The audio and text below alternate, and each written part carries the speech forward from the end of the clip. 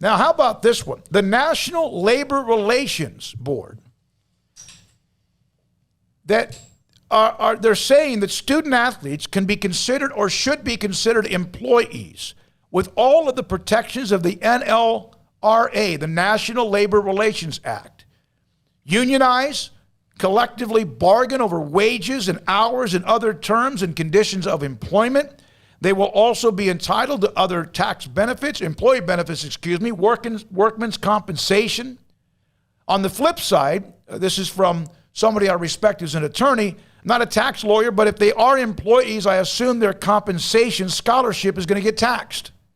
This could turn into a real mess, not to mention what's happening with NIL anyway. Well, you got to be careful what you wish for. Okay, well, the student athletes want to unionize. Okay, unions are good and bad, and unions are good because if you don't have unions in a lot of cases, you leave it up to big business. Believe me, they're going to screw you. That's what they do.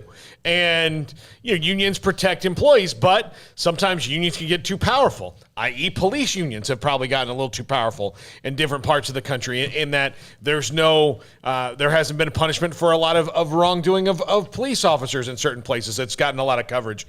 And the other thing about it is, okay, Title IX, if you start collectively bargaining things and non-revenue sports get together and say, we want this, as long as you are compliant under the terms of Title IX, or there's going to have to be some kind of update that you have to have this many scholarship athletes on campus, which no one does, schools will just start eliminating things that they don't make money on. They'll collectively bargain with football and basketball if they have to, because it's a moneymaker. But at the end of the day, I've never heard of one single thing in the history of labor relations where you cost money to someone and then you go and you tell them, well, we would like to collectively bargain. They're like, yeah, we're going to collectively bargain you off of campus. Well, Craig has made a comment about this, and I know that there's always, it really was not even a discussion. Of course, everyone just was used to it, and what the NCAA was a powerful entity about student athletes. They got an education. They got a chance to get an education, and now you've seen it completely go 180. Now they're getting, the cost of tuition. They're getting swag, travel, meals, scholarship, now name, image, likeness, and much more. And hey, I'm not against whatever they can get, but when you start to get a little bit like high and like up in the stratosphere, there are things that could come back and boomerang you. Yeah, I saw this story a couple of weeks ago starting to bubble up, and, it's hard to tell with the media nowadays of what truly could end up being a big deal and what might not be, because they blow everything so out of proportion. And we've had dud after dud that turned out like, oh, look at this massive story, and just peters out, like the whole NCAA basketball scandal. Like, whatever came of that, really? Like, did college basketball change? No, not even close. But remember at the time, it was like, this is going to change everything with college basketball. And, like, not even a single thing has changed, basically. Once you start getting unions involved, there's a lot of conversation right now about, well, does this mean that this would be taxable? Or does this mean that this would, be something athletes have to pay? Or does this mean that the schools will have to do? Like, I don't know all that stuff. I'm not smart enough to know every little detail of what this will cost a student athlete versus what this will cost a university. I know it just doesn't sound very good, and it doesn't sound very promising for the future of college athletics. Again, don't have enough details to understand what this would look like in a grander scale across the sports, but I can't imagine this is, potentially good news for smaller athletic programs that don't have a whole lot of money. I think that, the government and student athletes are basically hand in hand, just full bore careening into like the breaking down of college athletics, although they think in their heads that they're just doing what's right. And in some cases they are, like name, image, likeness, that needed to happen. Like there's no argument against that. But it does seem to be like we're in a pattern of give to the student athletes. And I understand that for a really long time, it was the NCAA that was taking from the student athletes. But there's got to be a balance. And it seems like we've gone from where the NCAA had everything to now where it's all about the student athletes. And the NCAA has piled up like I mean, they're worse than the Baltimore Orioles. Like, they've taken so many losses recently. So, I don't know. There's got to be. Well, they didn't have a loss last night, by the way. I had to throw that one in. Yeah, that's true. But I mean, there's not a middle ground. It's now swinging so far the other way, and I don't know that everybody involved realizes, like, yeah, while this area may be good for student athletes, like, they're protected or they're getting more money. But, like, on the flip side, there's going to be some collateral damage as well. And are we going to be all happy that, the football player can make $1 million a year at Miami, but, like 10 women's soccer programs have been wiped out because schools just simply can't keep up with all of the changes going on? Like, there's going to be some ramifications. I don't want to predict, like, doomsday because, again, I don't know all the details, but this just doesn't seem like a positive step forward for college athletics. You know how you slow this down? When women's sports start to get knocked out. That will be if it comes to that, hell to pay. And here's some of the chat room from Sooner JJ. If the players become university employees, what prevents lawyers from suing on behalf of injured players? And we mentioned that Jeff Grimm, unionizing will hurt women's sports and most men's Olympic sports.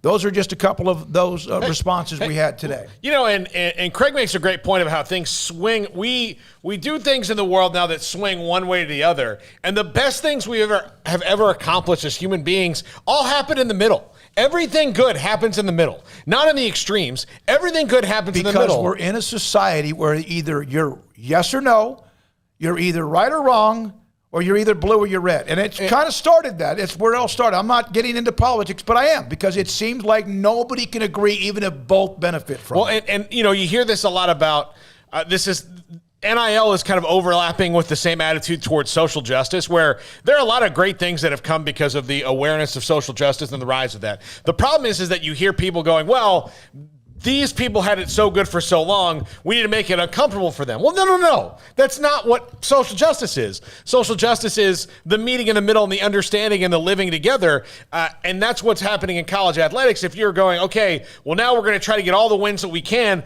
but what's the end game? The end game will wind up, you haven't asked the question, okay, what happens to the sports that don't make any money? And when you got NIL, essentially NIL was everything you'd ever wanted.